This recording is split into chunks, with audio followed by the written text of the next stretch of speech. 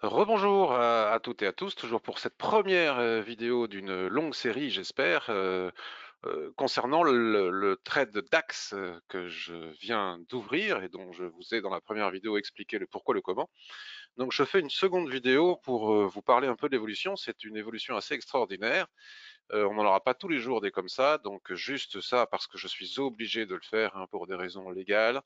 L'avertissement sur les risques, prenez bien le temps de le lire, le trading et le trading avec Ishimoku sur devises CFD, actions futures, etc. Tout ce que vous tradez comporte un haut niveau de risque. De ce fait, vous pouvez gagner ou perdre plusieurs fois le montant de votre capital initial. Vous devez bien être conscient de tout ça et trader avec de l'argent dont vous n'avez pas besoin pour vivre, etc. Parce que le trading, c'est dangereux. Voilà, ça, c'est fait. Donc, je bascule désormais sur les graphiques. Regardez l'évolution. Je suis sur un graphique daily puisque je vous en ai parlé tout à l'heure. On est à plus 57 points. C'est allé très vite en ligne droite. Alors là, je vous parlais du plat SSA ici qui pose problème juste avant mon TP qui est à 15 509. On est quand même encore relativement loin du TP. Et donc, ce niveau peut vraiment provoquer... je doute qu'on accélère au-dessus de ce niveau sans provoquer une réaction des prix.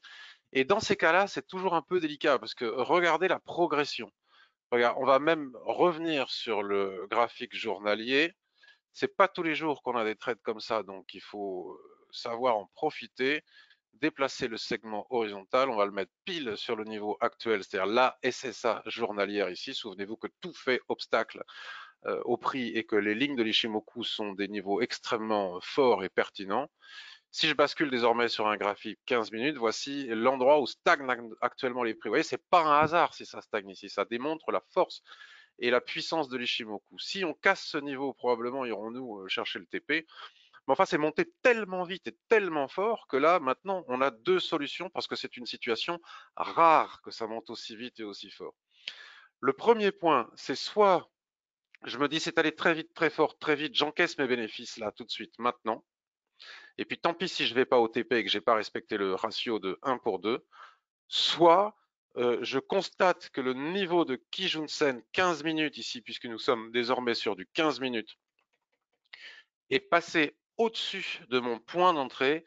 Et à ce moment-là, je décide de basculer mon stop loss, ici par exemple à plus de points pour les frais, hein, à plus de points là, on dit stop à zéro, mais plus de points, ça couvre à peu près les frais, enfin à quelque chose près, peut-être moins, peut-être plus. Et quoi qu'il arrive, je ne perdrai plus le trade. Parce que ce serait quand même frustrant, n'oublions pas qu'il y a une part émotionnelle forte en trading. Ce serait quand même frustrant d'être monté à plus 55, là ça redescend, vous voyez, sur ce niveau. À plus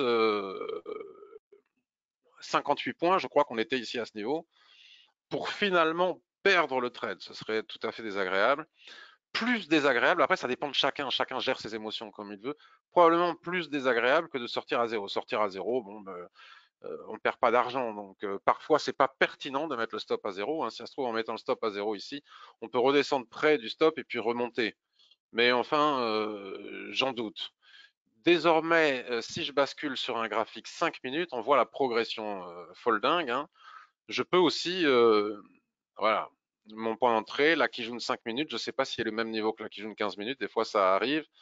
Disons qu'un retracement sur ce niveau serait tout à fait probable.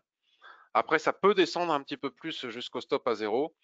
Donc là, dans ce type de situation très particulière, soit on décide d'encaisser les bénéfices là où ça bloque suite à cette montée fulgurante, soit on met le stop à zéro. Moi, j'ai pas encore pris ma décision complète. Je vais prendre le temps de la réflexion. En tout cas, ce qui est sûr, c'est que pour le moment, mon stop est à zéro. Je ne peux plus le perdre.